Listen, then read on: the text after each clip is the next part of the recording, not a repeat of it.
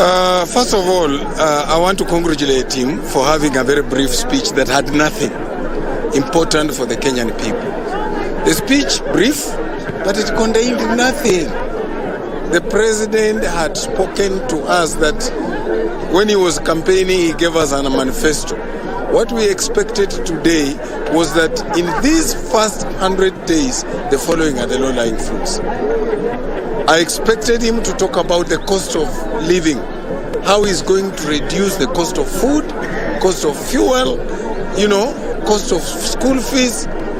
What is important right now is not saving. You cannot save what you don't have. In his speech, he spent about 3 minutes talking about how we need money we need to increase our saving. How do you increase saving when you don't have food?